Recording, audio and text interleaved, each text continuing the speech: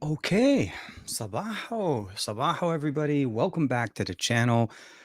Welcome back to the channel. It is Saturday morning with tech, and welcome back to Saturday morning with tech. I don't know why I'm a little bit flustered, but it is August 21st, and of course, forgot to turn off all my notifications. August 31st, 2021, on this beautiful Saturday morning. It's still a little bit cool as far as the weather here in Southern California. And as we see, we have already a whole bunch of people in there. Dan, of course, Grounded Tech, smash that like button ages ago. Greg, always appreciate it for everybody. Hey, man, hope you're doing well. And I wish you a speedy recovery. And as hopefully, as you were mentioning earlier, going back home tomorrow on Sunday to be back with your loved ones. Greg is in the chat as well. Good morning, Greg. Hope you're doing great. I have I Ghost 2. I guess there's one in there. Jimmy Fire Dragon's in there. Good morning, everybody. Um, I'm a little bit excited today because something showed up at my door yesterday that I'm very happy that Sony was able to let me borrow for a couple of days, for a couple of weeks. Now it's not the Xperia 1 Mark III. That unfortunately I don't have that one anymore. But Sabaho, hey, Chemi's in there as well. I'll just say this: check out this little effect. Oops, sorry, that was the shadow. No, actually, check out this little effect. 1, 2. 1, 2. So what I'm talking about essentially is this nice little feature. It's not really a feature. They let me borrow the brand new Sony E10, the ZV-E10. It's the successor to the ZV-1 that we saw last year, and it's a camera that enables us not only to have a very small, very portable experience, but it also gives us the ability of actually having interchangeable lenses, which actually is by far one of the reasons I was very excited about this one. So what I mean by this is, let me see if I can share this with you guys real quick. When you're looking at this, I have two cameras right on top of each other, one filming under the other, and it's mostly because I want to actually use it in the live stream today, and that's that ever so slightly moved view, and you could see slight difference in experience. Obviously, we're still using Sony cameras, we're still using Sony lenses, so Sony glass all over the place. But this is actually not bad, considering that this is a $799 with the I guess with the kit lens, if you're able to pick that up with it. By comparison to obviously the Sony Alpha A7S III that I've been using, and that one's costing, I mean, camera alone is about 3,500, and then add in the lens close to about 4K. That's a lot more camera, obviously, but this has a lot of the same experiences. The flippy display, I'm able to see myself. I can actually use it as a webcam to the PC, although unfortunately, since I got it last night, I didn't have enough time to set that up. But I'm hoping to do that as well, hopefully for next Saturday's live stream. I have it with me till at least 2 weeks from yesterday. I see here Dominic Wan's in there. Hey, man, good morning. Hope you're doing well. G Gory 99. Do you like the Fujifilm color science or Sony's better? I've been more of a Sony science kind of. I started originally with Canon, went over to basically the GH5 series, and of course then went back over to Sony as opposed to going back to Canon. And it's been mostly because of the availability of the hardware. Color science and autofocusing systems, both Canon and Sony have amazing autofocusing systems. So like, as we're talking right now, I'm actually filming with the E10. And the E10 is basically the reason why I set it up where it was in that picture that I was showing you, because I wanted to make sure that it kind of gave me the exact, or roughly the same view. So ever so slightly lower, so you could kind of see it right there. So this is the A7S III, typical to what you guys see me every Saturday, every live stream, and actually every video that I create. And of course, this would be the E10. And again, using Sony Glass connected right now to power with HDMI out. So to get the best picture out of it is through HDMI. Although it does work over USB-C, to use it on the PC, you do need to download the Sony Imaging Edge software. Finn Jacobs in there. Hey, good morning, Finn. Hope you're doing well. Good night from India. Depending where you are. Assalamu alaikum. Hamid is saying hello to everybody. Hope you guys are doing well. This week has been a busy week. This week has been a very busy week for me. I produced a lot of content that I wasn't planning on originally. Like when I went into this week, I was thinking it was going to be, and it's not something that I could have controlled, but it was mostly because the surprise of the week was the Pixel 5a, Pixel 5a 5G release on Tuesday, and also coincidentally, that's when I got the device. So Monday was intended mostly for the Insider phone. This is a designed phone, but well, this is a Qualcomm. Okay, it's an Asus design and build phone to emphasize the Qualcomm technologies in the Snapdragon 888. I think that's the best way to describe it. If you've heard that this is a Qualcomm and Asus collaboration, Qualcomm wants to be clear that this essentially is a is an Asus device that was designed by Asus. That's why the high heritage from the ROG series, the shape, the camera positioning and everything, even down to the illuminating logo, although it does say Snapdragon on it for Snapdragon insiders. Geeky Nassim is in the chat, and Geeky Gadgetry as well. The 5A is so confusing. It is a little bit of a confusing story when you look at what the 5A is trying to do and when and where it was released. Like, obviously, Google's story this year is a little bit confusing in a sense as to we are at the end of August today. Obviously, today, 21st. The Pixel 5a was released out of the blue almost at the end of August, in anticipation of what's coming up in the fall for the Pixel 6 and the Pixel 6 Pro. Now, we don't have a specific date for the launch date of those devices, but because it was so delayed after Google I/O, which is typically where we saw the Pixel 5a release last year, or the 4a last year, and the 3a the year before. I really, or at least Juan and I on Thursday, were originally kind of thinking that it was going to be basically just a three different device launch event done at the same time. You have an entry level, probably big, little, standard 5A and 5A XL, and then you had the 6 and the 6 Pro. So Google decided basically, no, we're going to consolidate the A series this year, and we're going to release a 6 and a 6 Pro, kind of going back to what we had in the past. And then again, they released the 5A a little bit ahead. So I'm really happy with that. I've been spending some time with it. I pushed out a video from that yesterday on both the English and the Arabic channel, which is what I meant when I said this has been a busy week. So I released 6 videos between the English and Arabic channel on all the 3 devices. So the Realme GT Explorer Master Edition, again, a great device from Realme. It's focused mostly on having great specifications, although it doesn't have the 888, still features the best 870, or I'd say the 865 upgrade from last year. So the 870 is a 2021 edition with some optimizations done for basically the 870, which is, again, a modem and SoC that are separate, which is, again, based on the architecture of the 865, where the 888, it's all integrated, and we also have the triple ISP. So slightly different configuration, but I still feel like Realme nailed that one.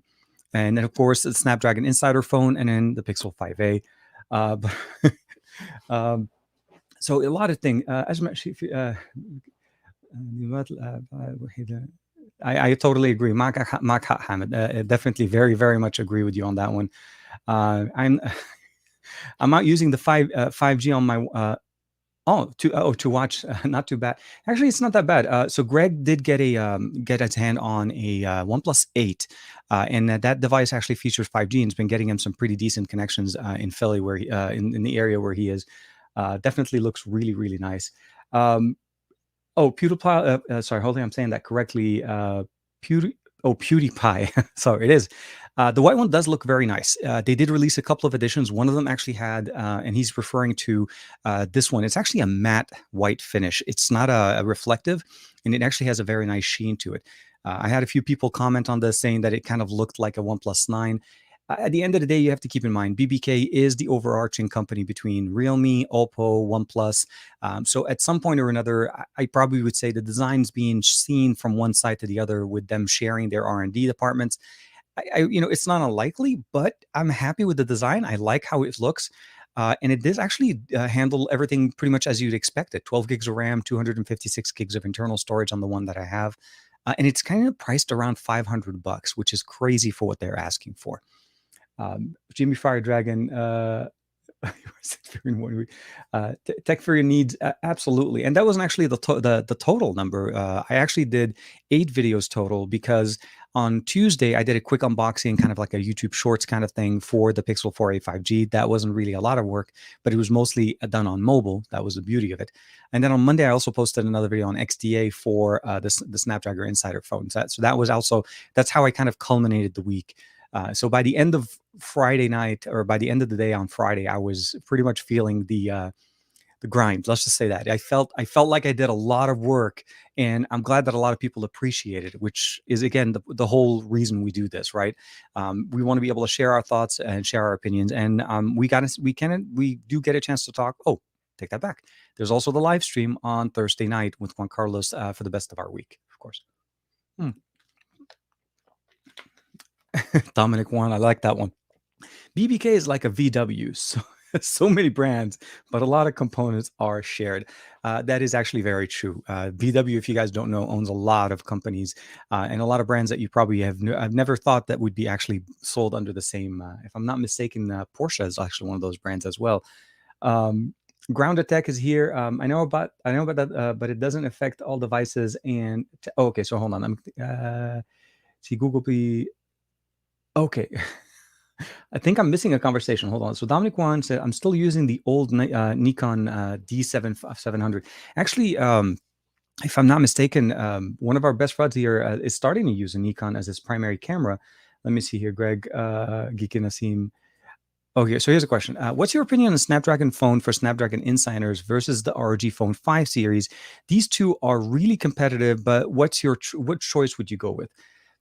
The devices or both devices are designed for different users. The Snapdragon Insider phone is designed with a specific customer in mind. And I need to remember that I'm actually looking at the wrong camera right now. So we are actually on the new camera. So this is the ZV-1. So the ZV-1 here, sorry, this here, the E10, and this is the A7S III. I know it. Why would I have two cameras on top of each other? Again, this today or this week's live stream is going to be entirely done on the E10. So the Insider phone is really designed for users that are looking to get the best of what a device could be if it was essentially kind of like the GPE. If you guys remember back in the day, we used to get those Google Play Edition models of devices. So LG and Samsung and HTC released versions of their devices, their popular devices, with a Google Edition, basically in a stock Android experience on a smartphone design and made by another company. Now that was a very short-lived series of devices. Very few devices actually got released under that moniker. And the Snapdragon Insider phone is pretty much that, with the understanding that it's focusing on on Qualcomm technology. What I mean by this is obviously it's featuring the 888. Now they didn't go with the 888 Plus, but again, the difference between the 8 and the 8 Plus this year, at least, are not as substantial as they used to be in the past. And also, designs of phones take usually a lot longer. So by the time this was designed and released, it had to have gone through with the original version of the 888 before the 888 Plus was designed. So when you go with that, you go with 16 gigs of RAM, 512 gigs of internal storage, a large, massive display, QHD, 144 hertz. You're also getting a lot of those heritage things that we got from the ROG phone. Those are the things that I think really showcase the technology. And of course, top that off with quick charge 5.0, which is up to 100 watts. Now, the one we have here, though, is up to 65 watts. So when you look at that and then you look at what a standard ROG does with the UI elements, the enhancements, and of course, the software is different.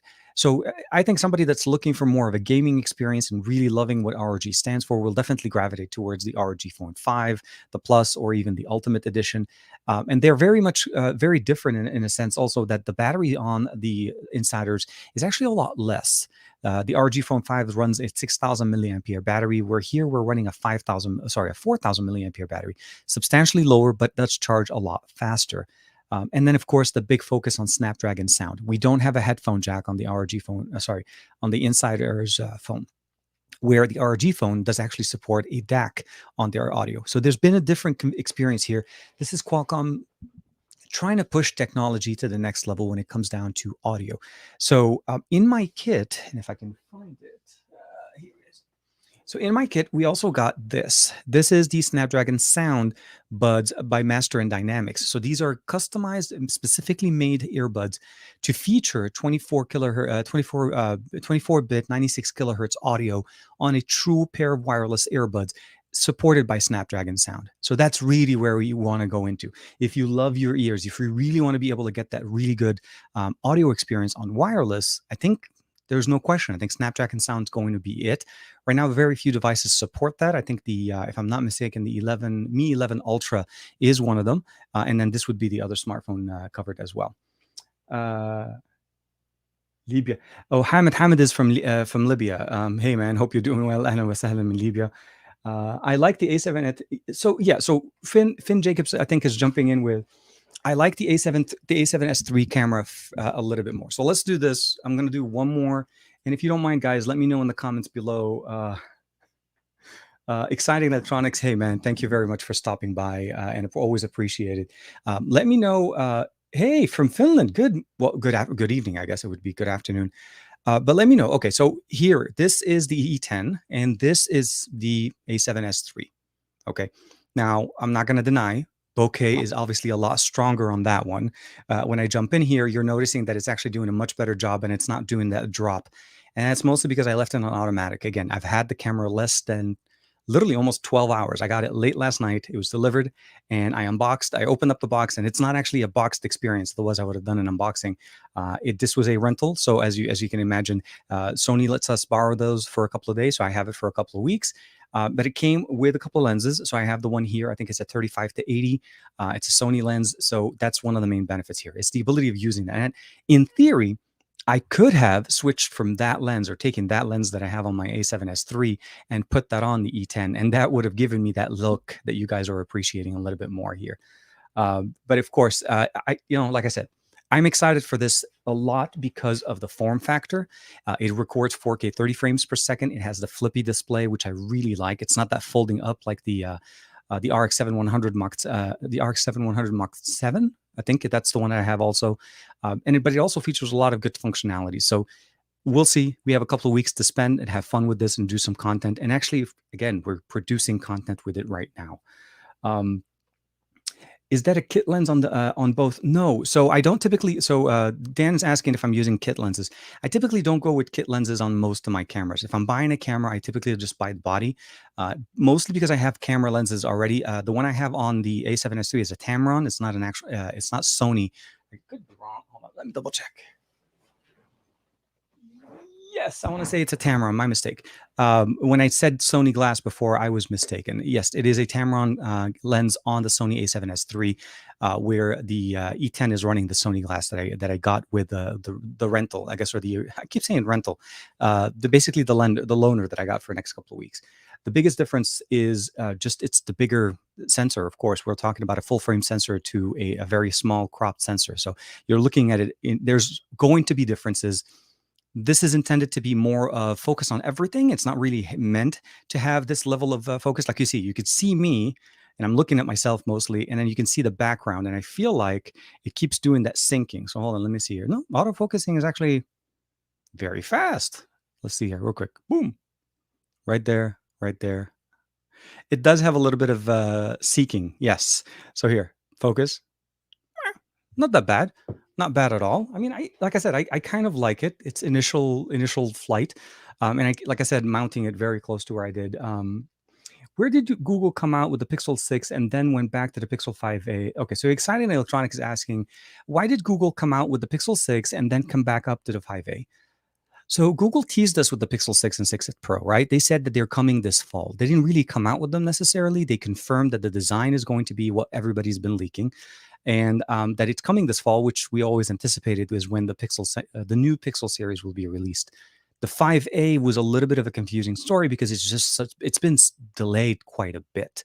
It went from May to June to July, and we're almost at the end of August. And then it was released ever so surprisingly on a Tuesday, and which is typical, kind of like that's usually when they do their data, their software drops at the beginning of the month. Not that this was the software drop that they did for Pixel. The 5a was really the solution of where they wanted to provide an affordable Pixel in 2021. They've done it for the last couple of years. Now, for the last couple of years, they've been going with a big little approach with the ability of actually staggering them, right? So the 3a came 6 or 7 months or so after the Pixel 3 and the 3 XL came out. So it was separate, but you had 4 devices. You have 3 XL, the 3A, the 3A XL, and then you had the 3 and the 3 XL. So you had 4 devices roughly to cover the span from really inexpensive to high-end flagship experience.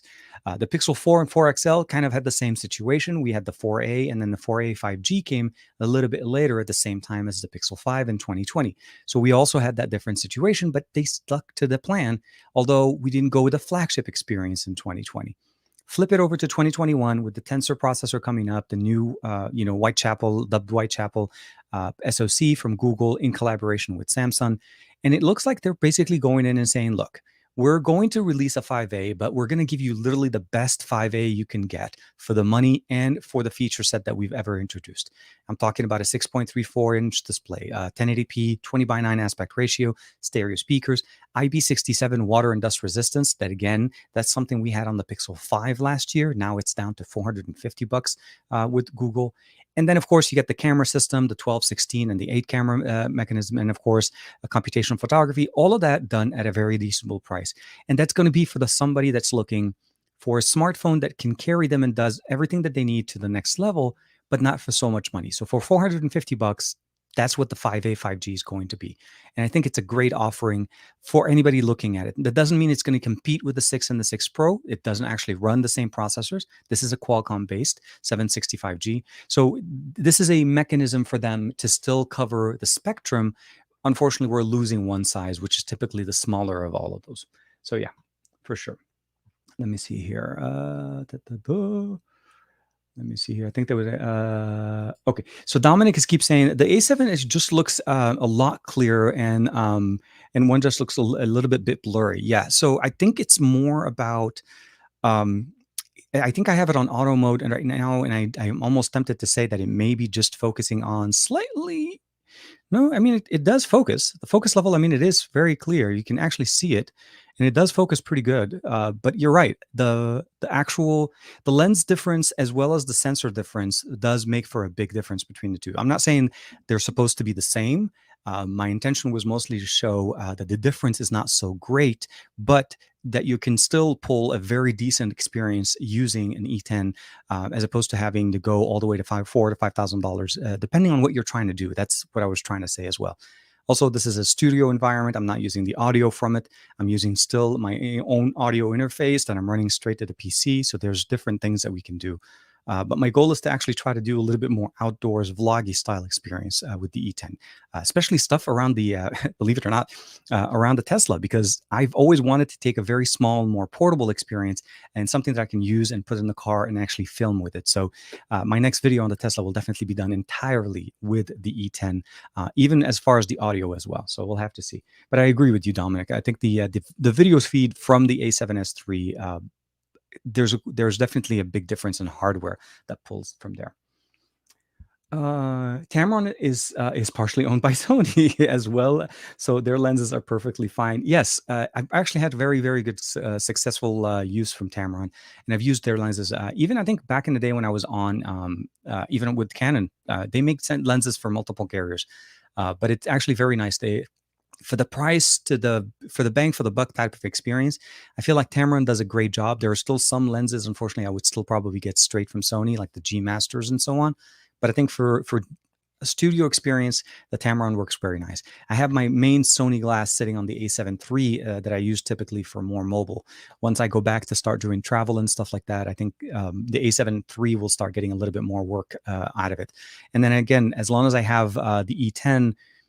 The other reason why I was very intrigued about trying the E10 is my overhead camera system that I have right now is a drastic aging piece of hardware. And what I mean by this, it does record 4K 30, which is a great feature, but it has a bug, or at least it was just a feature that at the time that they didn't really think about it, is because I use video output. The way I set up my videos, even with the main cameras, I have a monitor that sits to the left of me. I want to make sure to look and see exactly what the video looks like coming out of the camera, not just looking at it from the little viewfinder.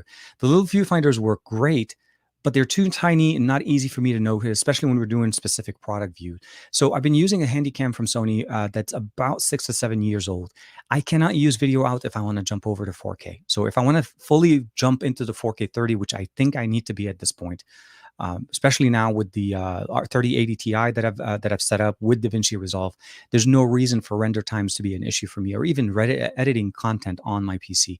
So that's been one of my big holdups, is that I haven't been shooting in 4K with the top camera down because I can't really see what I'm doing, and I can't really see and use that little viewfinder, because otherwise I'll be like doing things on my desk and looking up, and it's just not conducive to good creation. But the E10 does support video out. It seems like it has video out, even though it's on 4K. Although I did not record 4K, that's going to be the magic. We'll just have to see how that works. Sorry, long story long. I agree with you. Is the Google Pixel 5a overheating? Okay, so let's talk about that one. Lanky Gotham is asking. It's actually a very good question. There's been some coverage, some articles, and so on. The Pixel 5a 5G is features the 765G, so it's running a mid-ranger processor. It has 6 gigs of RAM, 128 gigs of internal storage, and those are very similar to what we had last year with the 4a 5G. The reason why I'm saying this before answering this question is because I ran some tests on both of them. Now, to answer the question very quickly, any device under certain circumstances will overheat, depending on what you're doing and what you're doing to the system. The heating issues, or at least a lot of the comments have been coming up with the heating issues, have been relating to camera performance, meaning while using the camera to record 4K, 4K 30, and 4K 60. Keeping in mind that the system, or initially the 765G, initially when released last year, did not have 4K 60. That was added later when LG, as Juan was mentioning to us on Thursday, that LG basically was able to showcase that they could do it with the Velvet and the Wing. And those are things that we need to keep in mind. Those are technologies that we didn't really know at the time were going to happen. So now that we have it and we can record, I ran a couple of tests on my devices. So I ran a 4K 60 frames per second normal stabilization view video, and I wanted to see how long could I record a single clip of 4K 60 frames per second. And again, it wasn't moving. It was sitting on a table propped against the water bottle. And I was able to go to 19 minutes and 2 seconds with the 4A 5G the 5A 5G. The 4A 5G went all the way to 27 minutes before it decided to give me a heat warning. So both of them do give us a heat warning. They don't generally give you that if you're using the phone. Like day in and day out, playing games, doing things, it's not going to show you an overheating issue. The overheating comes specifically when you're referencing to specifically the camera in 4K, 4K 30 or 4K 60. And I looked at that and I really started to consider the fact that what is this concern, and is it really a big problem? At the end of the day, if you're looking to use your phone for content creation and you're going to be shooting 4K 60 frames per second for long durations, I don't really think the 4A 5G or the 5A 5G are going to be the smartphones for you. You shouldn't be buying those phones thinking that that's what you're going to be. This is a mid-ranger processor with a budget price point coming in with it. With that being said, 19 minutes and 2 seconds is a long duration video to shoot 4K 60 for anybody. If you're doing A-roll camera, like let's say you're using this as an A-roll camera, like the way I do this, or you're trying to live stream from it, that's a different situation. But I don't see where 19 minutes of video is a bad experience. Now, keep in mind, this was indoors. It was controlled temperature. It wasn't outdoors. It wasn't a super hot day. I think overall, yes, there are concerns with the temperatures. I think the enclosure or the body of the phone made to basically be water resistant, as well as the new metal, the more inclusion of metal in there, is not allowing the 5A 5G to dissipate heat as much as the 4A 5G was. Hence why the 4A 5G can go to 27 minutes roughly, and of course the 5A could only go to about 19. Although keep in mind, 19 is again not a bad experience. For $450, I think that's a great experience. If you want to go much longer, very long durations, honestly, a brand new V60 from LG on Amazon right now is about 388, maybe $400. It's less priced than this phone, and it will do much better. It just has the 865 as a processor, which, if you kind of think about it, it's still a better processor, but it's a device that, as we know, has a certain end of life kind of experience since LG is no longer making phones. So, short answer, there is some heating issues, but I feel like to hit those heating issues, you would truly have to be driving this phone as if you're trying to basically for a very extreme level for it to actually show up. I consider 19 minutes of video and anybody shooting at 4K 60 frames per second is definitely going to be something that you don't do on the daily. You may do that once in a while. Let's say you're at a game and you're watching your kids and you're trying to record the video for them, and you're trying to record it in the best 4K 60. Again, those are going to be certain circumstances that I think this one would just probably not do as well. So I probably would recommend something a little bit different for you if that's something that you feel like you need to use. But is it overheating on the general usage or everything? No, that is actually not the case. It's truly when you're pushing it. So let's just say that. Let me see here. I think Dominic one. Yeah. Tamara, I think we just covered that one. I think. Sorry, I'm a little bit behind. Hello, TK. Catching up on the first stream. Hey, fame freak. Welcome to the chat. Um,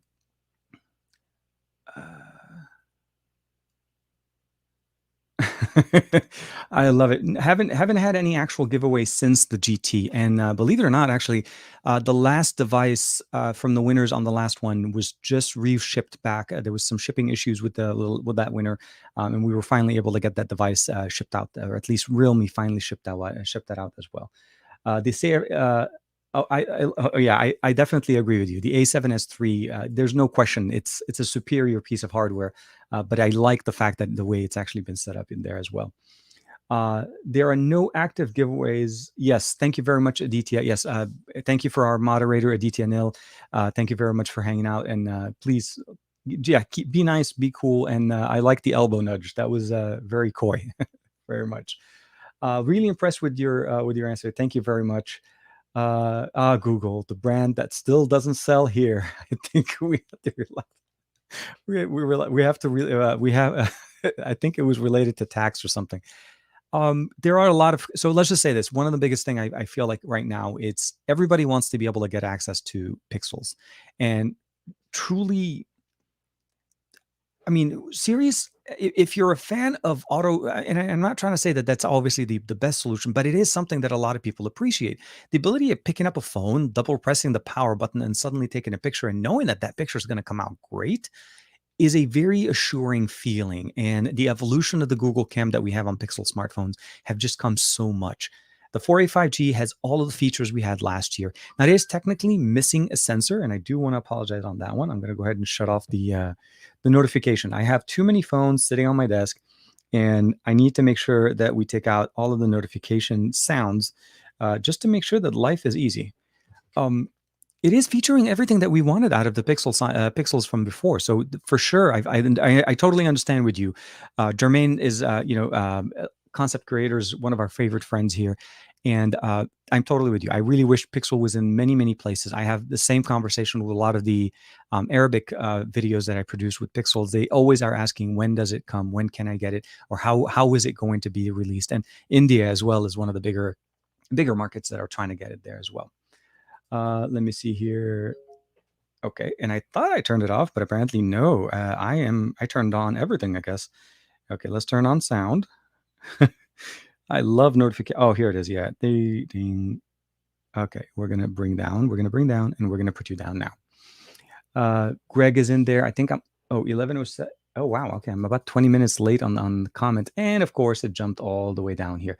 I do want to see. Oh, here it is. All that tech. Thank you, all that tech. Appreciate it. Thank you very much for the super chat.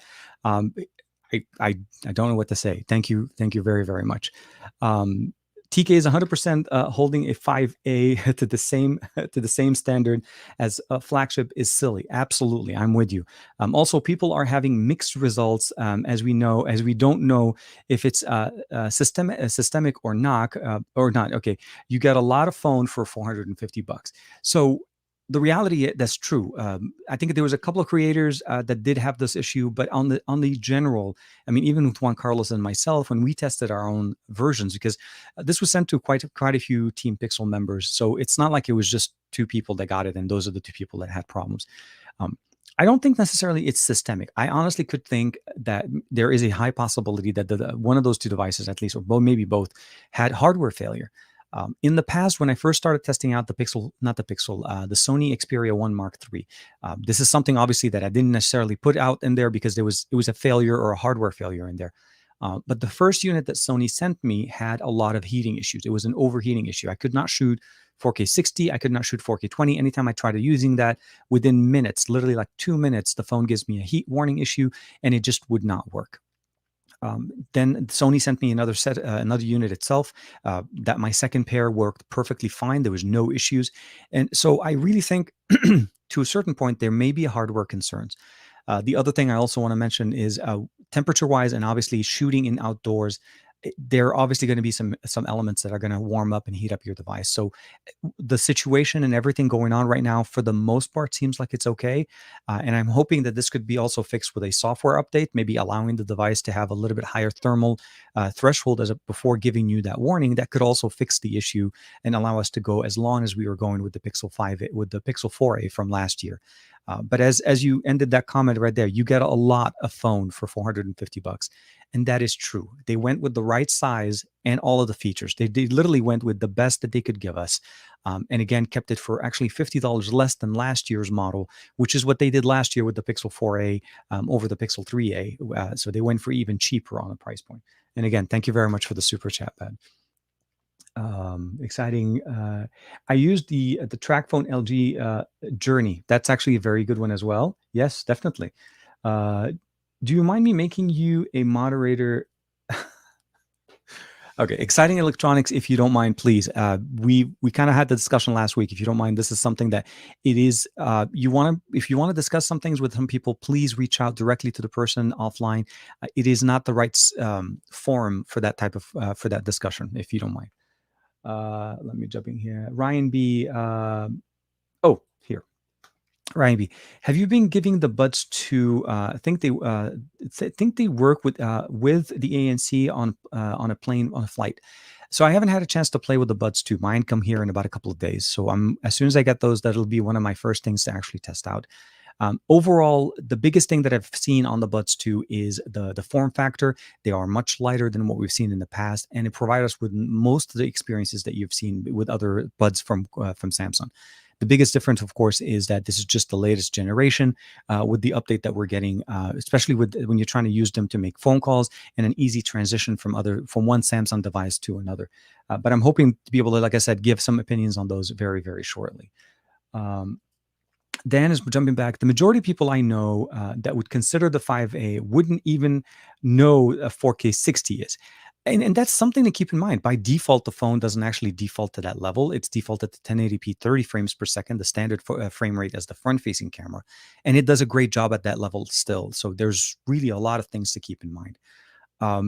It's something that we also kind of need to keep in mind. As Dan's comment, which kind of pointing out, we are tech enthusiasts. When we look at a smartphone, anybody that's in this chat right now, watching this stream, listening to this voice stream on the podcast, on the replay with the audio side, we're enthusiasts. We have trained ourselves to look for all of the features on a smartphone before it's even out, before we even have it in our hand. We know the capabilities of that phone. And the average, or I would say most people, and I'll say this just from my close friends and family that are not techies, they never go in and switch it over to 4K. 1080p has been basically what they live in. It saves them storage. It works great. They don't even consider it, but they know that it has it. So it's something that is nice to have. And I think on the general usage, I think overall the 4A 5G does amazingly well. It does shoot in 4K 60. It's not that it doesn't work. You're able to get, again, up to 19 minutes. With my unit, I'm sure other devices could even go longer, could potentially be shorter. But at the end of the day, from what they offered, for what they promised, they are delivering. Could they fix this with software by, I guess, again, releasing or increasing the thermal threshold? Absolutely. This is something that we'll have to see what Google does as far as maybe, and keep in mind, this could also be fixed in subsequent, before people are able to pick them up.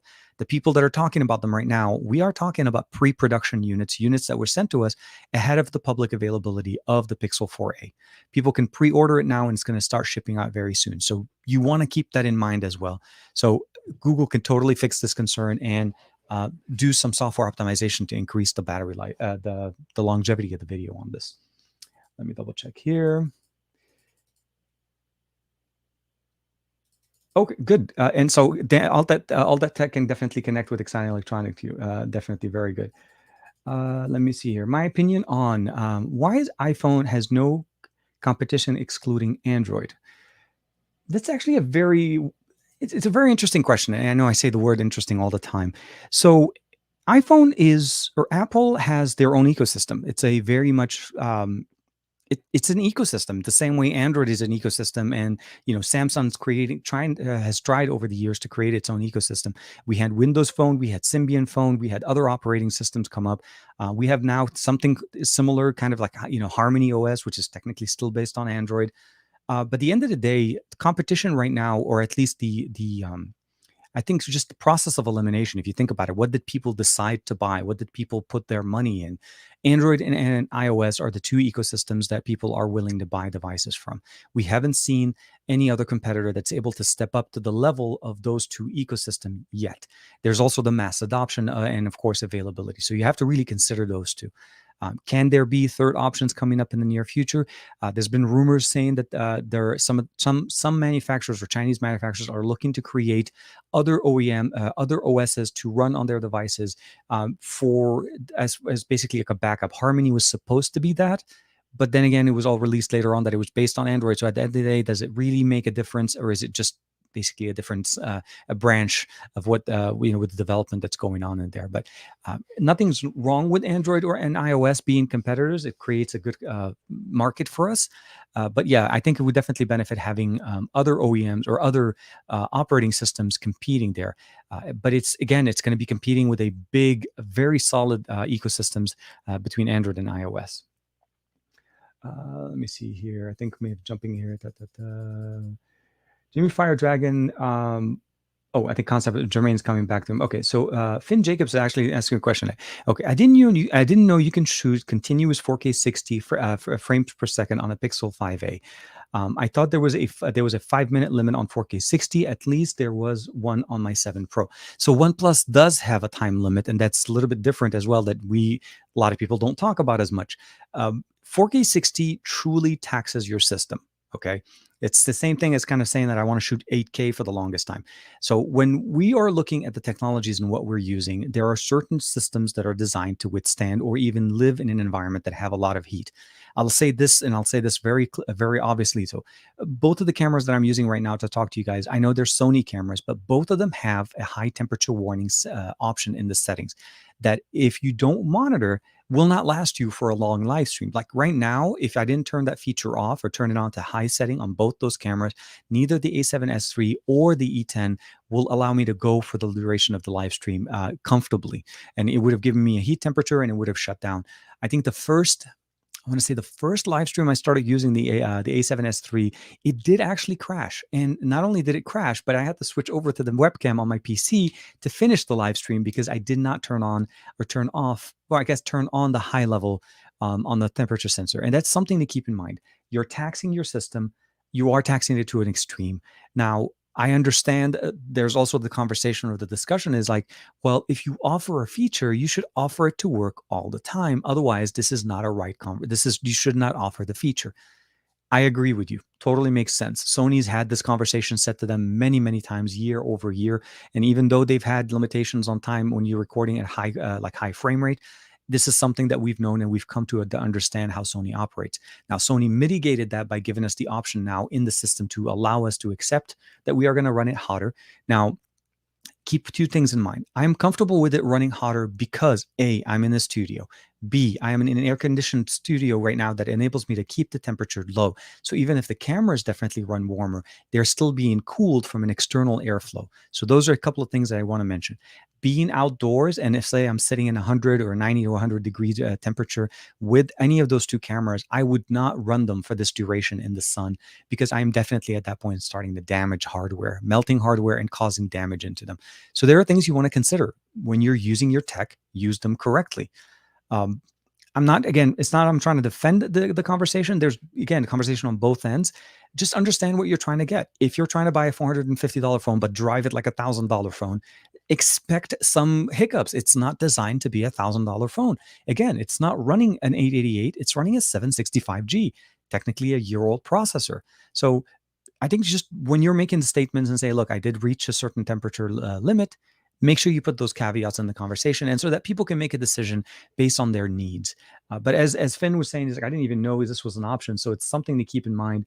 And I totally appreciate, like I said, it just, when you're having a conversation like that, I would love for people to talk on both ends of the conversation, not necessarily just one end. And it kind of keeps the conversation going as well. Let me double check. In my opinion, okay, so Dominic one, I like this. He added himself. In my opinion, sorry, I'm not laughing at you, Dominic. It's more of the how you add it yourself with the my. Okay, in my opinion, I think. I take that back. I think that there maybe is a person in the chat. Totally apologize about that problem. Sorry. I think the problem is the ecosystem. It's not easy for people to switch if from one, it can't find the other favorites app as far as, just for Windows and Mac OS as well.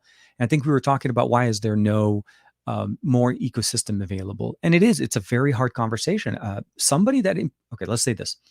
If somebody appreciates the way Sony cameras work, and maybe suddenly they're jumping from a Sony A7S, the Sony Xperia 1 Mark III to a Samsung, they're going to notice a very different experience when it comes down to camera science. And this is very similar when we're talking about ecosystems. People that are used to using iOS devices are comfortable with them because, again, it's a familiarity. Blah. They're familiar with the system. I could not come to bring that out.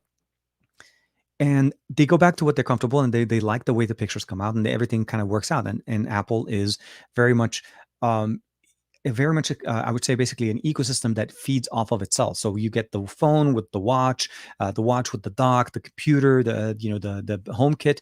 All of those things feed with each other, and they give you an experience. And I feel like once you've invested enough in that ecosystem, it's hard to switch. Windows Mobile had a very uphill battle to start with. They went through a few iterations. I mean, I started my mobile experience on Windows Mobile on smartphones on the MDA. It was running Windows 5.1 or 4.6 or 5.1. And that was my initial experience before even going on Android. It had a start menu. You click that, you can go into settings. It had a very much experience of Windows shrunken down and put on a mobile phone. And then I went over to Symbian, went over to BlackBerry OS, and then I went over to Android after that. And then I felt like Android was the system that I was comfortable with, mostly because of open source customization, the Android development, and so on, and just the ability of modifying and configuring the system to the way I wanted it. So there's absolutely a lot of things to be said on there as well. Always appreciated concept creator Jermaine, my friend, my buddy over from Europe. I don't own it, but I don't. But I don't like the Pixel 5a. Tech told me I should. So it's okay. Just want it to be a publicity. I just wanted to be publicly known. Okay. The Pixel 5a 5G is not for everybody. It's designed with a specific consumer in mind. And I think for that consumer, it fits the bill and it works perfectly. For us in the US, it's intended to be released as a mid-range processor, a budget for a smartphone that you can pick up from a carrier and not have to pay and not have to be on a massive installment plan. And you can probably pay it off pretty quickly. I know $450 is a lot of money. I'm not saying it's cheap, but it's comparing to what you're getting here from other generation from Pixels, there's definitely a lot to be said. And again, Jermaine, like I said, you want to use what works for you. You are a creator, you create content, and this may not be the right fit. Like I said, if your limitation of 4K 60 is a concern, go for a phone that can produce it. Jump to the next level. Go to a smartphone that can produce that content. But I wouldn't necessarily harp on the 4A 5G or the 5A 5G for not providing us a $1,000 experience for $450. Let's look at it for what it is. That's really what it is right there. But I appreciate it very much. Team Vry saying hi to Dan, all the Grounded Tech as well. Aditya and I mean saying okay. So. Hydration. Always want to make sure to take care of that in there. The IQ Pro. Okay. I don't have access to any IQ smartphones, unfortunately. So Hamid is asking me can I review the IQ? I think is it the IQ 8 Pro model? I'll try to reach out to the company, but I haven't had a chance to work with them yet on the channel. Realme, actually, for the most part, surprisingly, is a very recent addition to the lineup of companies I've been able to work with the GT being the first, and then of course the Master Edition. Keep in mind, a lot of the phones I'm talking about today are devices that I've produced content on them this week, literally within a few days from now. So if you guys are looking for them, make sure you check out the channel. All the content on that has been produced and posted in there. But I'll definitely try it out, Hamid. Jermaine's trying to jump in with some Dutch. Not going to talk Dutch here, so people can follow me. But so my English isn't your typical Dutch English. Then good, okay. Finn Jacobson jumping in there. Dude, always appreciated. But no, Jermaine, very good, very nice, and a great concept. I love the concept that he put in there for the Galaxy S22 Ultra, and he used the power brick that was sent over to me with the Realme GT, that little 50-watt power charger that they sent me, super thin, because I know people are dropping them, or companies are dropping their their chargers, which I feel like I need to make a conversation around that. It's like it's not right for a lot of people. Todd's asking a question: Is the Nord N10 5G or Pixel 4a? You know what? Honestly, if you're in between those two, the Pixel 4a will probably give you better experience when it comes down to camera. Although the N10 5G will probably be a little bit cheaper for you price point. I think if I had to choose between the two, and money is no issue right now, I would probably go towards the 4a at this point. Um, Again, just keep in mind, though, that the 4A is LTE only. So if your 5G is an important thing, you can definitely check that out. You can probably also start looking for maybe a 4A XL or the 4A 5G from last year for a much cheaper price. Ever since Google released this on Tuesday, they discontinued the sale of both the 4A 5G and the 5, obviously because they're no longer going to be available. So something to keep in mind if you're looking into a smartphone for that form factor. But I'm assuming you're looking for smaller form factor. So yeah, for sure, the 4A I think is a much better deal, just for the sheer camera performance. That's the one thing I would probably say, because a lot of us now, when we buy smartphones, especially the smartphone experience, is pretty much a tethered experience to camera experience. People want to make sure that when they're buying can take decent pictures for them. So the price point needs to match for sure. Da, da, da. Oh, that's a good one. Okay, so Geeky Nasim's putting a couple of other ones. Okay, so what do you think between the Realme GT and the Pixel 5a without the processor difference? So if we skip the fact that one is running a 765 and one is the 888, um, I think if you take those experiences out, the camera experience is obviously still going to be pretty good on the Pixel 5 compared to what the Realme GT is. Phone difference in size, the 5 is going to be a little bit smaller. RAM capabilities, as far as expandable storage, I think they're both in the same situation. Headphone jack, I think they both don't have headphone jacks, and I don't think there was something that was a big issue. You have wireless charging, water resistance on the Pixel 5, where you don't have that on the GT. The other thing, what else I was kind of trying to remember?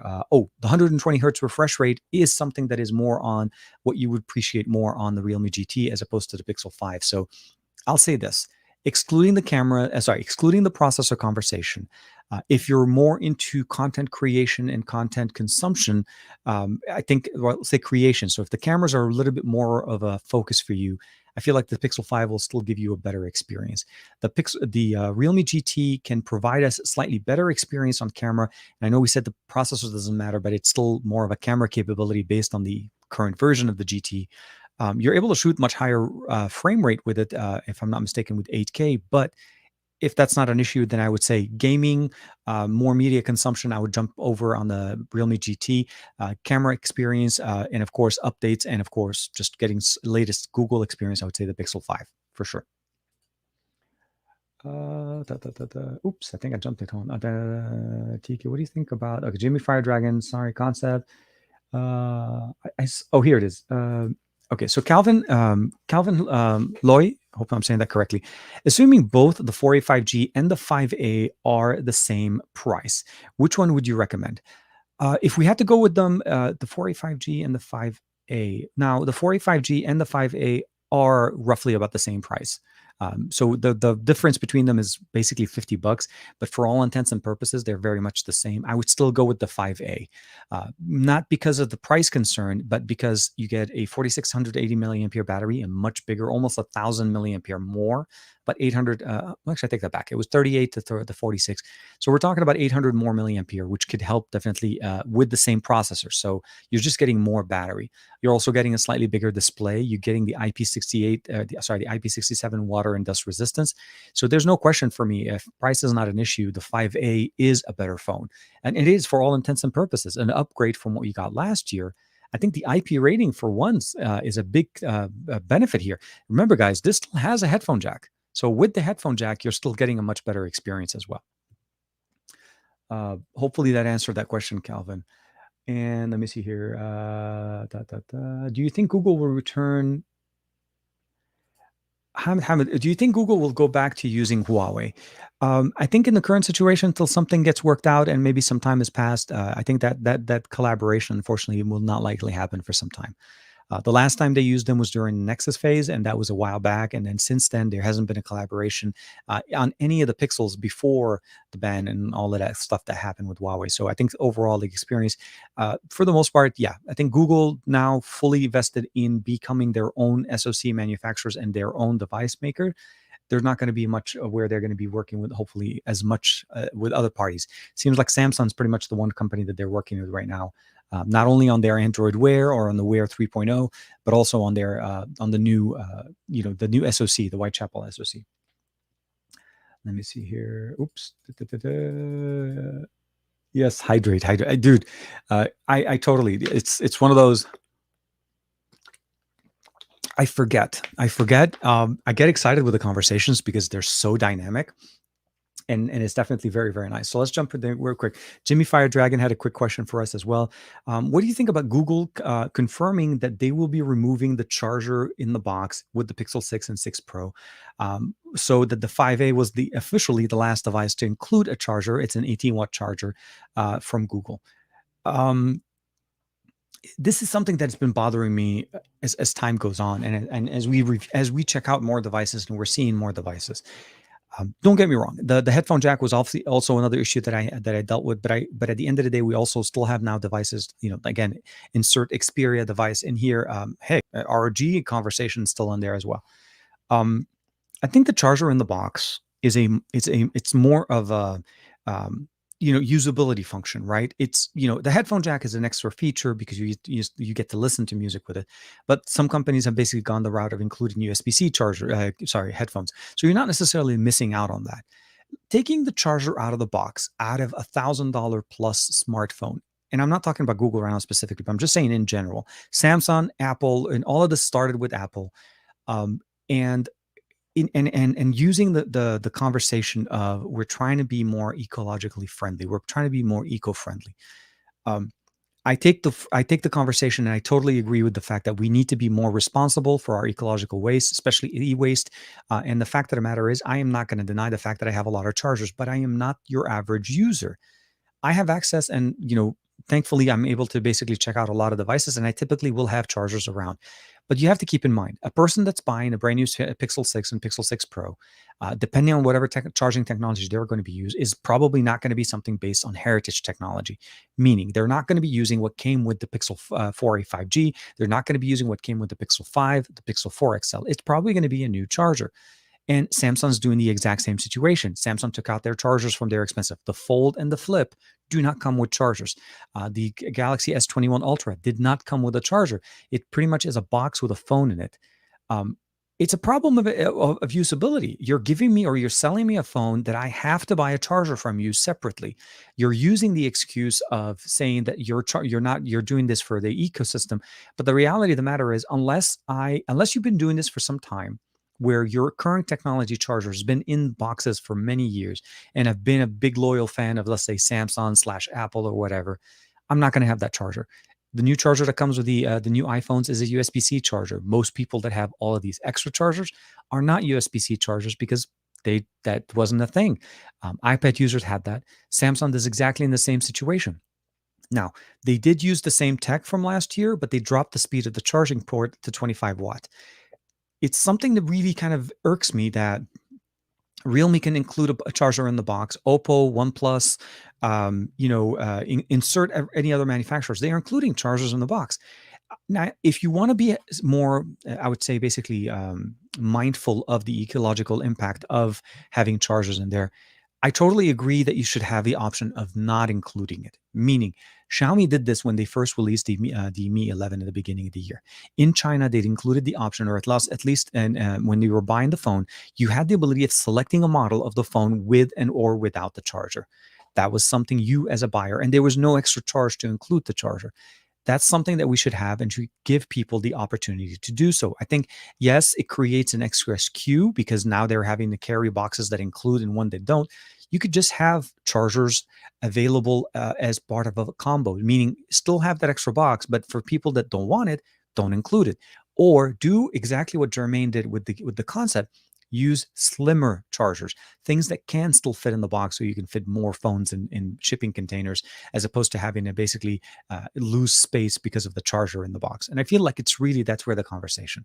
So long story short, or long story long, as Juan Carlos would say, selling a phone with a fast with advertised super fast charging speeds, insert XYZ, 100 watts, 120 watts, 65 watt, 50 watts, all of those things require a charger. And if I have to buy a separate charger just to be able to use that feature that you're telling me that is included in my phone, you're doing yourself a disservice. You're creating an issue for consumers that now have to pay whatever the price is. Again, the Fold is $1,799, does not include a charger. But again, if I don't have the 25-watt charger, I would have had to go pay another 35 to 40 bucks. Um, some people will say, well, if you pre-ordered, you can get credits, you can get the charger for free. Yes, I agree with you. Pre-orders is a very short window of time. The reality is when people buy the phone later from a retail store, they're paying extra and they're not saving the environment, because now you're buying a charger in a box that comes separate from the original box. So now you have two boxes that you're having to charge. They're having to ship another container of boxes that contains chargers alone, and then still ship phones without chargers. So you're really, it's like you're going for the frontier experience for airline. You get the really cheap experience price, and everything you want is extra. I don't like that. I don't like piecemealing an experience to a smartphone. If you feature a very fast charger or if you talk about your fast charging at the launch event, you better have the charger in the box to give me that experience when I pay $1,700, when I pay $1,000. It makes no sense to have make me go buy a charger. And the reality at this point, it's Spigen, Anker, and all other companies that make, or in Zero Lemon that make chargers, that's where they're going to benefit. That's really what they're doing. They're offloading that tech. Okay, so here, this is a good question. Actually, hold on. Antonis is actually is Realme GT or Master Edition variant. I would say probably if you're looking for, that's a good question actually. The GT is still technically the best spec one between all the different versions that you're looking for. And if you're looking for one specifically with that orange and black stripe, that GT, the racing experience, I think the GT still wins. The Master Edition is slightly. Think of them as this. The Master Edition is intended to give you more options to pick from. Now, one of them obviously is running the Snapdragon 870. The other one was running a Dimensity chipset. So you're looking at a slightly different experience as well. So I would say tailor it to the experience that you're looking for. The GT by far is, I think, the more unique looking, although not the biggest phone. It's actually smaller than the like the Explorer edition for sure. So it really kind of bends into what you're looking for. They're all going to give you a really good experience. They're running the same UI, Realme 2.0, on top of Android 11. So those are some of the new features. Although I also will say that the Master Edition should be supporting PC Connect that the GT does not support, the standard GT edition. So hopefully that helped. Vaibhav, hopefully I'm saying that correctly, and I do apologize if I did not. He's asking did you try the OnePlus Nord 2? Yes, I am trying the OnePlus Nord 2. I'm trying to, I finally have some time to spend on this, and I'm actually going to be doing some content for that next week. By far, I feel like one of the interesting approaches to OnePlus Nords, it's a different experience, and I do want to say I noticed that the display behind me turned off. It's a different experience of what we're used to seeing before. This is the first collaboration between ColorOS and OnePlus and Oxygen OS as far as the co-development of the software here. We've seen documents as well as articles talking about the fact that Oxygen OS is becoming more of a skin on top of ColorOS, and it's not a bad experience. It truly is a very good speed. I mean, ColorOS is very nice. It's what has been what they went through with ColorOS 11, and then hopefully what will happen with ColorOS 12, if that's what they end up going with the name. They're definitely not losing anything by doing so. All they're doing is they're benefiting from the support team, as well as the ability, hopefully, to push out more updates and sooner. But yes, I like it, and it's a very good phone. If you're able to get one, the Nord 2 is very, very a very good concept. Well, not concept, a very good phone to get. The Dimensity 1200 AI was specifically designed for this device between MediaTek and OnePlus, and it's been running like a champ. It's literally somewhere between, let's say, like an 855 and 865 experience when you get usually from a Qualcomm chipset. Let me see here real quick. Oops. Let me see. I think I missed something. Okay, totally. It doesn't help the environment at all. No, and that so yeah, it is a very it's a very weird conversation to have, and to see them stand up and say that. Now, sorry, that kind of takes me back to how do I feel about Google removing it? Um, it really ends up becoming really more about what type of technology Google's using. If Google uses the exact same charging tech that we've seen with, let's say, the Pixel 5a or the Pixel 4a, the Pixel 3a, all of those chargers that we've seen, the 18-watt chargers that typically Google uses, I really don't see it as much of a. I think there'll be more chances of you having a charger, but I still think you should include it. I think you should give us an option to have a package that includes the charger, or include the charger for free if I choose so as you're checking out. Meaning, let's say I'm ordering the Pixel 6 or 6 Pro, put in the price, insert price tag. Again, we don't have the pricing yet, but let's say the price is $800. As I'm going through the checkout, it says, "Would you like a charger? Would you like a charger for this device?" And you check the box, and it's added, and it's part of the cost. At the end of the day, it'll ship for the exact same price. More than likely, will fit in the same box because typically Google, and I think unless Google, Apple, as well as Samsung, shipping shipping packages are always spacious enough to include another small box. And you could totally functionally just explain, if you choose not to have an extra charger because you do have a box of chargers sitting at home and you don't really worry about it, then you do end up having that selection. I think that's a good way for us to transition. They're doing that cold turkey where you rip the band-aid off and you just remove it and not give us an option. So it's a conversation that needs to be had. But at the end of the day, the consumer is the one who's paying more for it. If those are all of the options, everybody's following Apple for some reason, as if that's the answer to all of our problems. It's not. It's not. It's a confusing part. Even iOS users felt weird when they got a phone without a charger in the box, because they don't watch tech YouTubers. They're not sitting on YouTube and watching us, listening to the conversation being had. They literally just, it was up for refresh upgrade. They went into the store, and the person at the store decided not to tell them that there's no charger in the box and that they needed to pay an extra one. So it is a conversation to be had, and I don't think it is a facade for the most part. I think we need to kind of revert back, or at least give us better options. Earl Owens, hey man, hope you're doing well.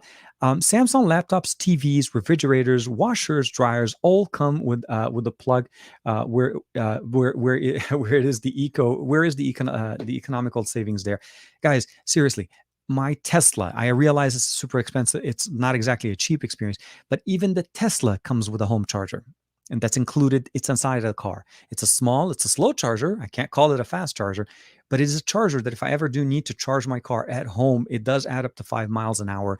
And I could put it overnight and maybe get another 50, 60 miles. If I'm doing like light driving in town, realistically, that charger actually can do the job, and you don't even have to buy extra chargers. So those are things you have to kind of understand. It's not the right move because you're doing it for the wrong reason. It truly is asking us to pay more for a charger, or buy a charger from another company. I think that's probably what this is going to end up being. And it's going to force the technology that every company keeps using as their standard charging tech to become more unified. Now, maybe that's going to be a solution. That could be a good silver lining for us to all have similar technologies across devices, and we don't really need to worry about chargers. Like one brick will work with everything. I think that will say that was one of the biggest surprises with the OnePlus 9 Pro this year. The charger that they released with it, the 65-watt charger, is actually a PD 40-watt charger. So you're able to use that to charge up your Samsung devices, your Pixel devices, without having to switch devices. So I can plug the same cable, the same brick to a OnePlus 9 Pro, to the S20 Ultra, S21 Ultra, as well as the Pixel 5, and still charge fast on all three of these devices. So maybe that's a better solution. We'll have to see there. Oh man, dude, definitely. Aditya with the beautiful, beautiful comment here. Thank you very much, folks. If you are enjoying the stream, do hit that like button. Help the video and the channel perform better and feed the algorithm gods.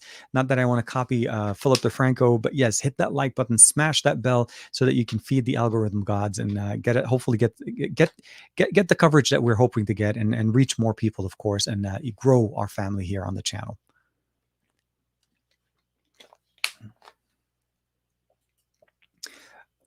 So here, Chemi's coming back with also a question. So I can say that not having a real standard, having old chargers doesn't help, because these different technologies give different experiences. So if I have three chargers from Honor, 10 and LG, and phones and other devices, and exactly, yes, everybody's doing their proprietary tech.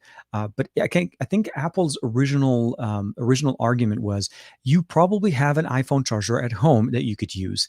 What they didn't say was we're including a USB-C to Lightning cable with the brand new iPhone 12s, and no charger prior to the I think was it the oh man, what is it called? The iPad Pro from last year didn't include a USB-C charger. So the little bricks that most of us probably had don't have a USB-C cable. They used to have USB-A, and now they're starting to release and sell the USB-C ones. So that's really where I felt like it was a kind of a double standard, saying you probably have a charger, but not continue in sentences. You probably have the wrong charger at home, so you have to buy the new one. That's how the statement should have been. But we'll have to see how that goes. I think everybody's copying Apple for the sake of copying Apple.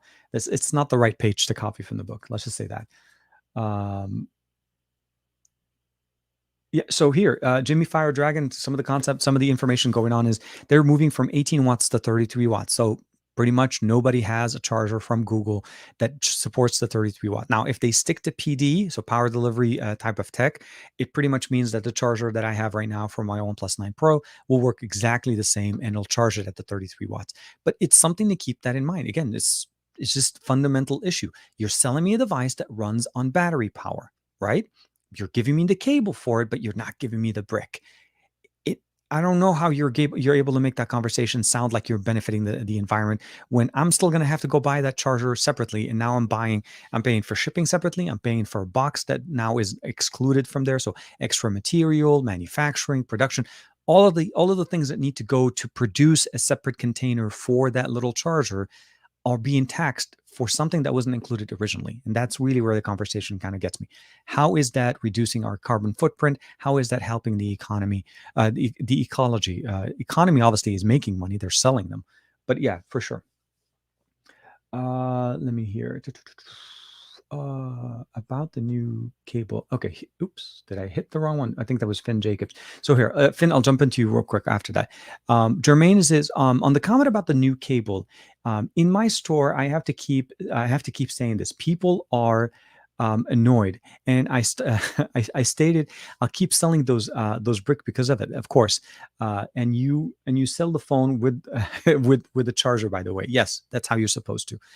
The cable was the biggest thing that kind of surprised me, where Apple literally, like Tim Cook, stood up and made that statement, and I felt like, or at least I felt like you really had to have an interesting approach to not saying the whole statement and making it sound like it's a feature, right? For me, look, I don't want to have 1,000 chargers. I agree. But if I was upgrading once every 2 years, once every 3 years on a smartphone, more than likely, when I'm buying that new phone, that's going to be an extra slightly bad taste in my mouth when it comes out, because of the situation now. I'm having to pay an extra 30, 25 to 30 bucks for a charger that I did not have to pay for the last phone. And it looks like it's a trend. And we keep getting better tech for charging, and of course, better bricks, but you have to buy them. It's even harder. So that was really my main thing. I agree. I totally agree. You have to explain it. And if you are working in any kind of in a retail experience where you're able to help people make decisions on smartphones, these are things that you need to have. You need to really explain. You can't just sell them the phone and say, "Congratulations! Make sure you get a case. Make sure you get a screen protector," but then forget to mention that you need a charger. But again, $1,000 plus now, it seems like it's a story. I'm hoping not having the charger is meaning that the Pixel 6 Pro will be over 1,000.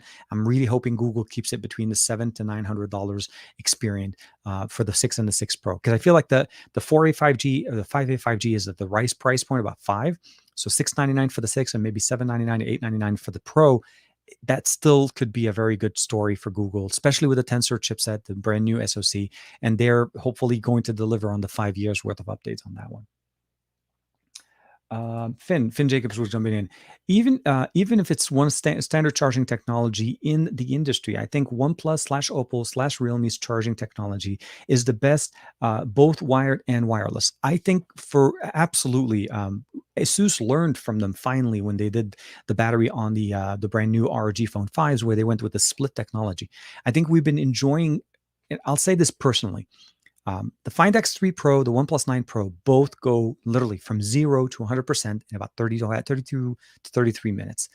And that's because of the technology that they're using. OnePlus, I'll take that back. And the ROG Phone 5 here, the Insider's phone from Qualcomm as well as Asus benefits from the quick charge 5.0 technology that it's up to 65 watts. And again, same thing, split battery, you get that technology.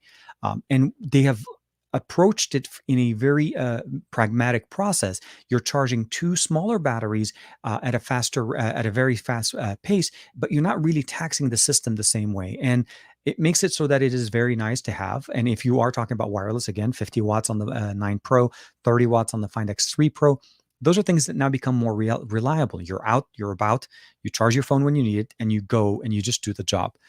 So I agree. I think it's very, very nice. Real quick break for hydration. Oh, man. Grounded Tech says, no, I haven't. No, he's responding back to Dominic. Not sure if I'm having as well. Well, so he just wanted to try to see. Oh, okay. We'll see. Hopefully, yeah. Dan from Grounded Tech has been in recovery for the last few days, so we're all wishing him well. And can't wait for him to go back home, hopefully tomorrow. So that'll be really, really nice.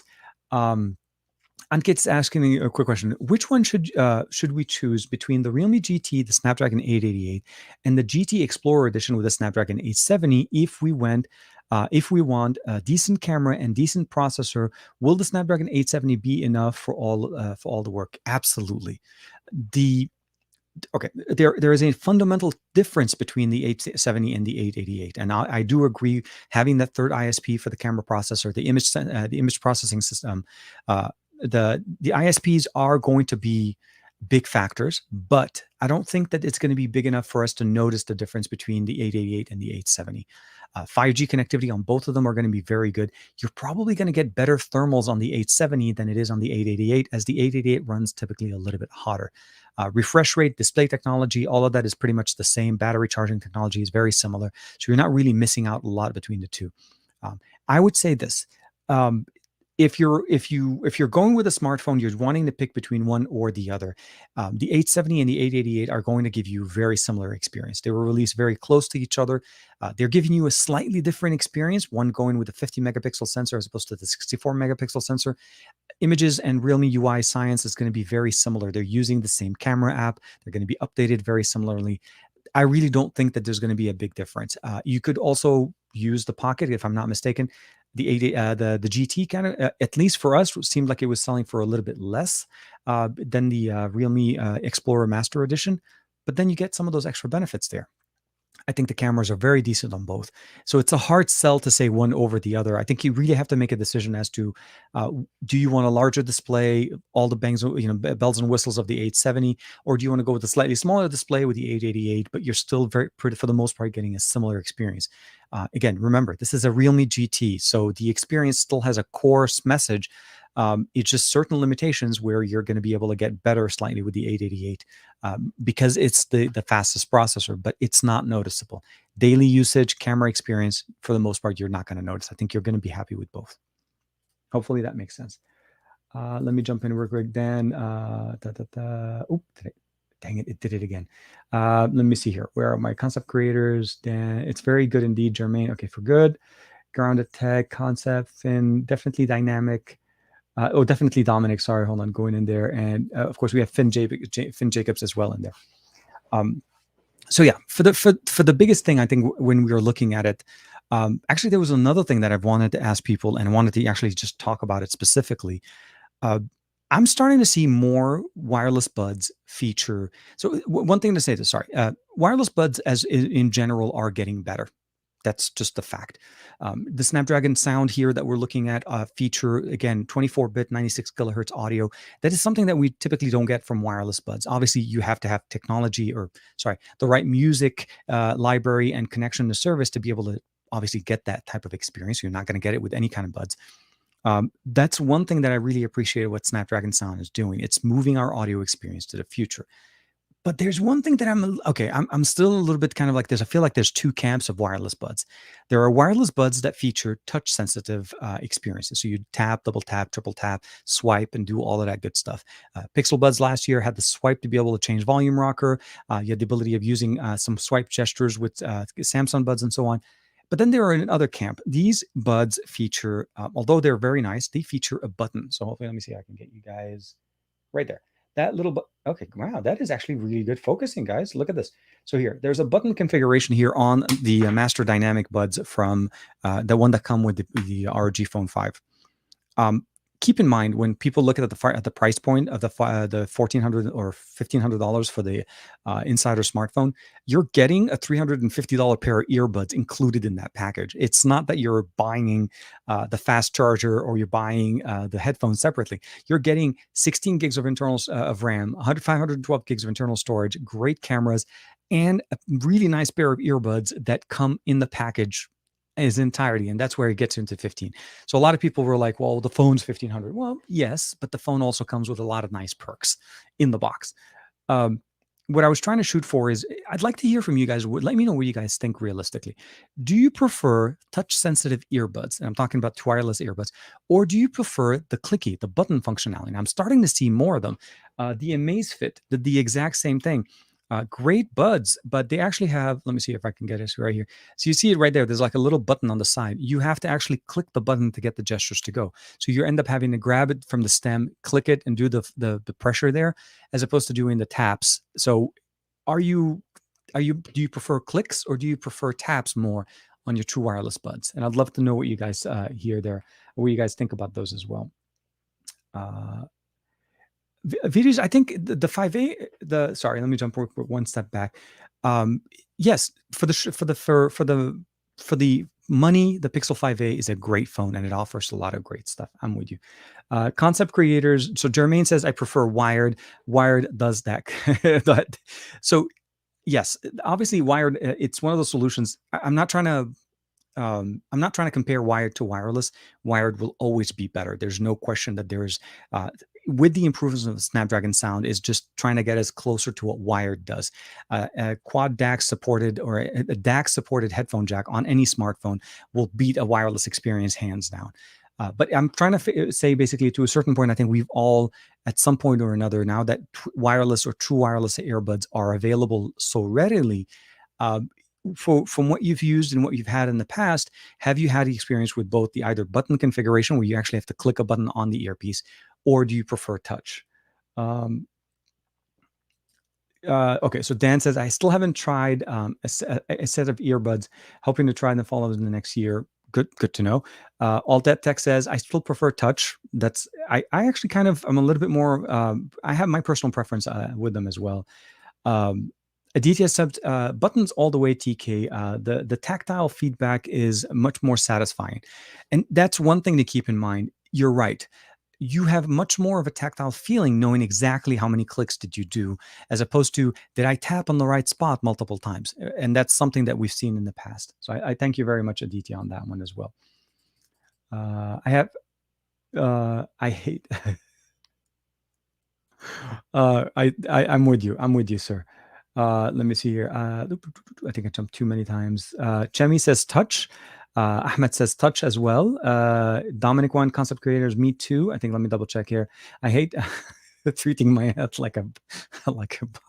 Like, bob it, swipe it. No, I'm just kidding. It is for sure. I have the Galaxy Buds Plus, and I think I like the touch sensor more than the buttons you click. And it depends really. Don't get me wrong. The touch sensitivity functions, if done correctly, can work absolutely great. We've had, depending on the price point that you're going, like a $50 to $100 to $150 to $300, depending on what you're getting, you're definitely going to get a different experience. I'm going to say this. Within the recent few devices, like specifically Snapdragon Sound, Amazfit, I can't talk about a certain thing, which hopefully we'll talk about a little bit more. Devices like this, the P3 from Soundcore, and we've seen other buds on the market. I'm actually starting to feel. I feel like the convenience of the push button. Sorry, the convenience for more convenient of an experience. Touch sensitivity for me works because I think, like I said, I put my finger here, touch, try it. You get better as time goes on. You get better, especially with the swipe gestures with the Pixel Buds from last year. I'm actually starting to grow a little bit more fond of the button configuration. And that's because I take the buds, I put them in my ear, and then if I want to change something, literally I hold it, click it, done. Want to do double, done. I know where the button is. I know if I'm touching it. I know if I have less likeliness of missing that touch or that configuration. Um, but I agree. I think both are good. But I'm starting to see that some companies are going away from that. Again, Master Dynamics, $300 pair of buds that you can pick up directly. They're going with buttons. Amazfit, about $150 pair of buds. Again, going with buttons. So there may be a slight change in the market coming up soon. And I think it's more about consistency and better experience. Maybe because they just couldn't put in a good enough sensor at the time. But I feel like, again, it depends on what you're getting. Let me see here. Earl Owens, I like the touch ones better. I'm totally with you on that one. I haven't been using button ones yet, honestly. So hard to say what I prefer. It was a big change for me. The big thing that I think first hit me when I started using the Amazfits one, because I was using them, as you guys know, and we were on the trip and we did the live streams from when we were out and about. Um, it was the fact that I knew when I was clicking it, I felt the click, I hear the click. There's that some a part of that is a satisfying knowing of what I just did. Now I don't like having, and I'll say this realistically, come out also, I don't like having this and then having to do 1, 2, 3. You know what I mean? Like you're doing do as opposed to doing. I feel like this is easier, but I know on these that I've made the click and I feel it and I hear it in my ear because it's so close to your ear. It doesn't actually make a sound through the earbuds. It's actually just the fact of clicking the button so close to your ears. So we'll have to see. Of course, we have also bone conduction options that use touch sensitivity as opposed to clicking. So there's also those. But I was always wondering, like I felt like it was a solution, or it's an option being pushed more, and I wasn't sure it was because users just didn't like the touch or they prefer the buttons. So we'll have to see. Finn, sorry, I kept putting buds in my ear and I was activating my phone. Finn here's, even if I prefer touch sensor, control my music mostly through the smartwatch. It's easier, even as you know. Actually, that's a very true statement. You're right. If you use smartwatches like Android Wear, Apple Watch, anything that uses Bluetooth connectivity and gives you control over your music player. Yeah, I definitely tend to go back to my smartwatch. So this is the TicWatch 3 Pro. You can raise the volume, skip track, go backtrack. You can look at the library. There's a lot more to do. It's like a mini player to control. But with the clicks and the buttons, I was mostly referring to because we don't have the ability of gesturing, or at least using the OK command to launch. Not every pair of buds allows you. I think the Pixel Buds A series, as well as the Pixel Buds from last year, and I think Sony allows you to have that as an on or hot word to turn on. Others require you to do the tap and hold, or the press and hold, or triple tap, depending on what you want to do. So those things always become more functional. Smartwatches, I feel like, I'm glad that Android Wear is not going away. But I want to start seeing more Android Wear solutions from other manufacturers other than Samsung. And I say that because although we were all hoping for a Android Wear experience from Samsung, and what we really got was Android Wear being the base of the experience, but it pretty much is a Tizen experience through and through. So the Galaxy Watch 4 pretty much runs very similarly to the Galaxy Watch 3. As an end user, you would not know you're using Android Wear, because Samsung's, from what at least I've seen, you need to use all Samsung applications anyways. You're not using the Android Wear app to configure the brand new Galaxy Watch 4. So yeah, there's just things to be said there. And by that thing, I mean smartwatch control is always the best. Let me see what else we have here. I don't have any bitters for my Sennheiser, so I'm gonna bust them out soon, very very much. Simon says, "No, I think you were." I didn't think. Okay, so I didn't catch it. If I do get a chance to catch it on Twitter, I'll definitely retweet that for you. So hopefully we can get you somebody to pick those guys up from you. David jumped back here. I have not been able to get used to buds.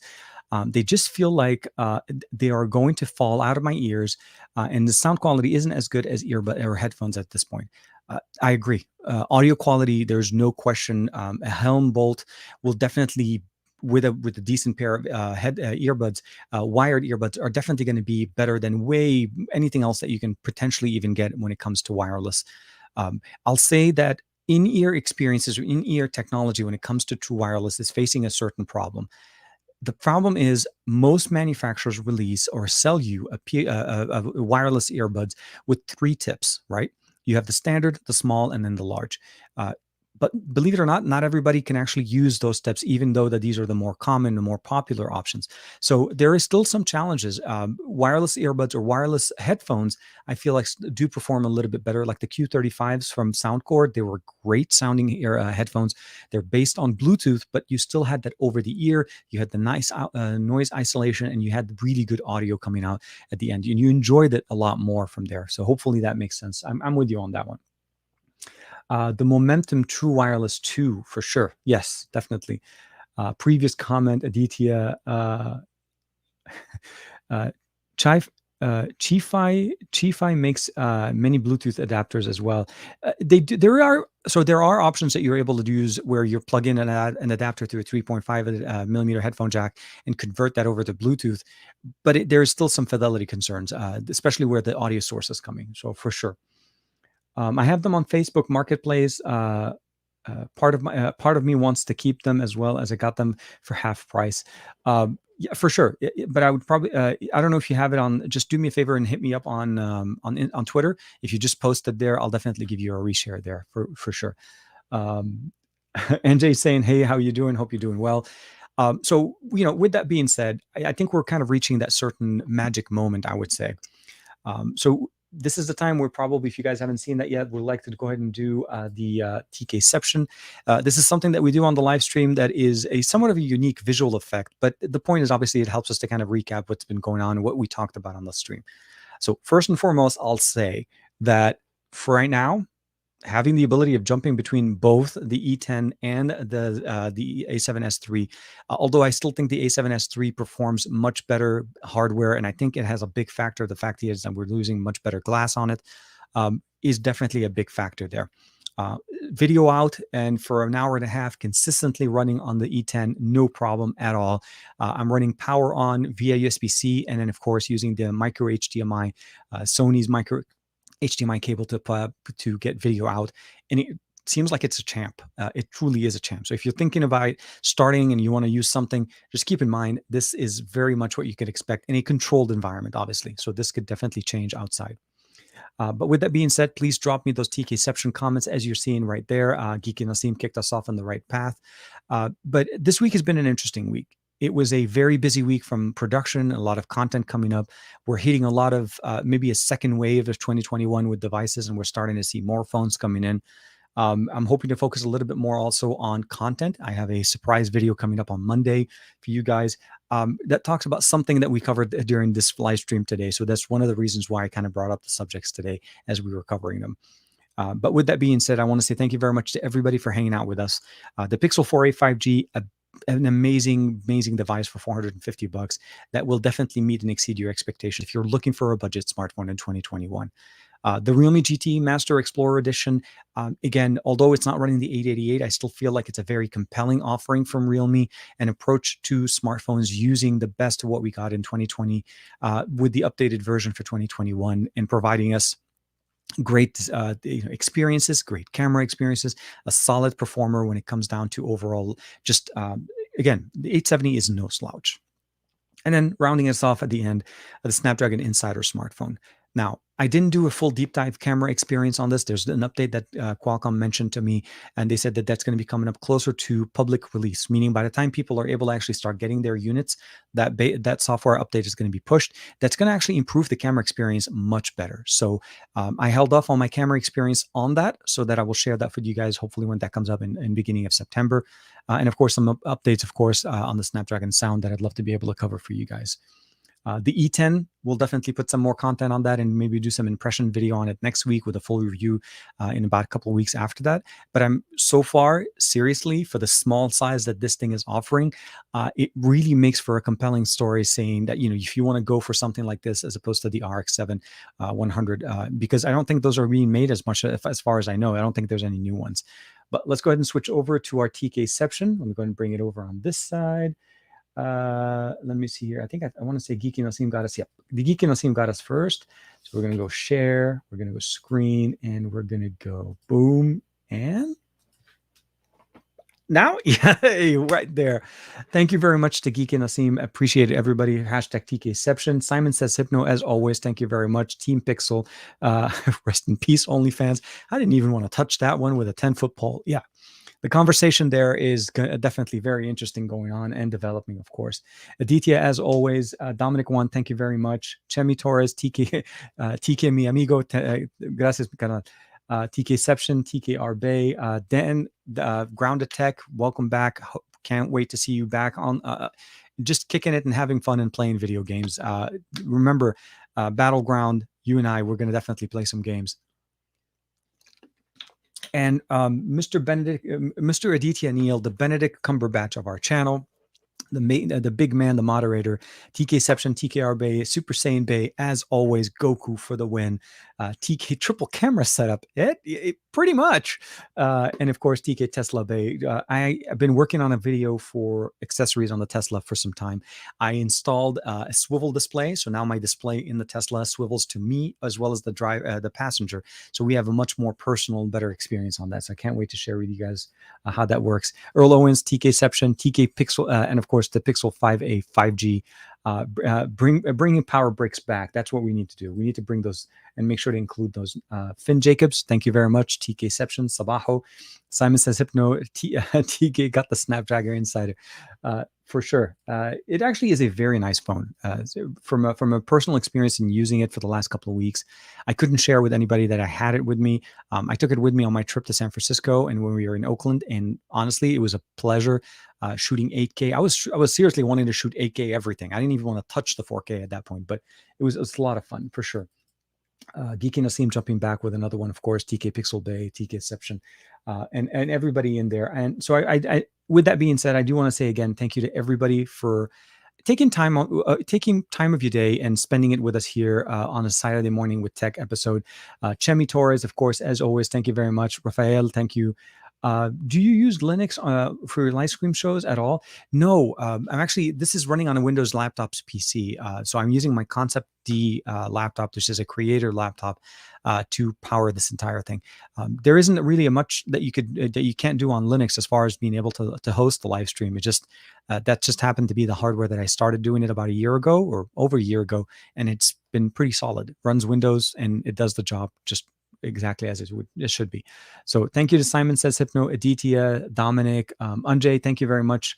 So Anjay's question is: will the Pixel 6 be launching in India? As far as I've heard right now, there's not very big indicators that this is going to happen. My hope is at some point that the Pixels do become more available outside. Finn Jacobs, thank you very much again for the TKception. Good night, everybody. Thank you very much. Raymond is saying 4,000 milliampere. No, thank you. Again, it's an insider's type of phone. Honestly, the battery is not bad, but it does charge pretty quickly. Dominic Juan, Chemi, of course, Ariane in there as well. Everybody hanging out with us here. And I'm trying to make sure if I didn't miss anybody. Aditya, Educacion, and of course, Dominic Juan, of course. Greg, of course, as well. Have a good day. Be safe. Stay safe.